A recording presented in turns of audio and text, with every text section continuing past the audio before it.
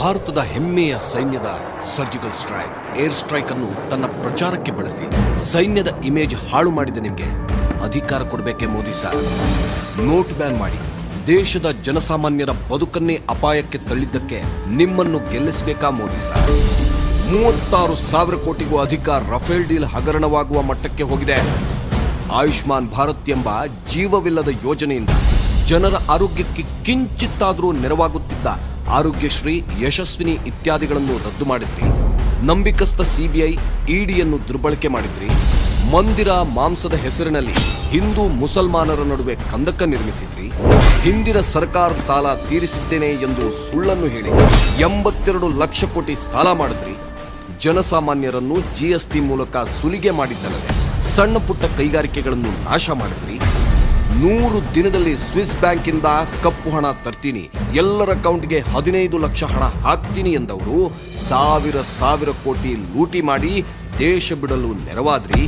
ಕಾಂಗ್ರೆಸ್ ಸರ್ಕಾರದ ನಿರ್ಮಲ್ ಭಾರತ್ನಂತಹ ಹಲವಾರು ಯೋಜನೆಗಳ ಹೆಸರನ್ನು ಬದಲಾಯಿಸಿ ತನ್ನ ಕೂಸೆಂದು ಜನರ ಕಿವಿಗೆ ಹೂವಿಟ್ರಿ.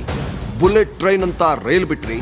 ರೈತರನ್ನು ಎಷ್ಟರ ಮಟ್ಟಿಗೆ ಕಡೆಗಣಿಸಿದ್ದೀರಿ ಅಂದ್ರೆ, ನಿಮ್ಮ ರೈತ ವಿರೋಧಿ ನೀತಿಯ ವಿರುದ್ಧ ದೆಹಲಿಯಲ್ಲಿ ರೈತರು ಪ್ರತಿಭಟನೆ ಮಾಡುತ್ತಿದ್ದಾಗ ಅವರ ಆರ್ತನಾದವನ್ನು ಕಿವಿಗೆ ಹಾಕಿಕೊಳ್ಳದೆ ಪ್ರಿಯಾಂಕಾ ಚೋಪ್ರಾ ಮದುವೆಗೆ ಹೋಗಿ ಗಡದ್ದಾಗಿ ಉಂಡು ಬಂದ್ರಿ.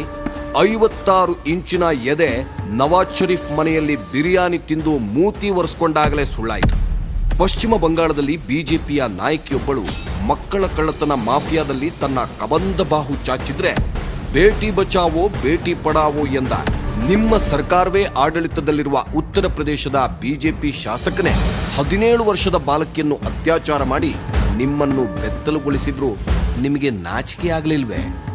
ಜನಧನ್ ಹೆಸರಿನಲ್ಲಿ ಸುಳ್ಳು ಹೇಳಿ ಖಾತೆ ತೆರೆಸಿ ಮೋಸ ಮಾಡಿದ, ಹಿಂದಿನಿಂದಲೇ ಬಂದಿರುವ LPG ಸಬ್ಸಿಡಿಯನ್ನು ತಾನೇ ಶುರು ಮಾಡಿದ್ದು ಅಂತ ಮುಗ್ಧ ಜನರನ್ನು ವಂಚಿಸಿದ, ಸ್ಮಾರ್ಟ್ ಸಿಟಿ ಹಾಳು ಮೂಳು ಅಂತೆಲ್ಲ 5 ವರ್ಷಗಳ ಕಾಲ ಭಾರತದ ಜನರನ್ನು ಯಾಮಾರಿಸಿದ ನಿಮ್ಮನ್ನು ಈ ಬಾರಿ ವೋಟ್ ಹಾಕಿ ಗೆಲ್ಲಿಸಬೇಕೆ? ಅಂತ್ಯವಾಗಬೇಕು ಮೋದಿಯ ಸರ್ವಾಧಿಕಾರದ ಸಾಮ್ರಾಜ್ಯ. ಇದು ಶಪಥ, ಇದುವೇ ಇಂಗಿತ. Good bye Modi.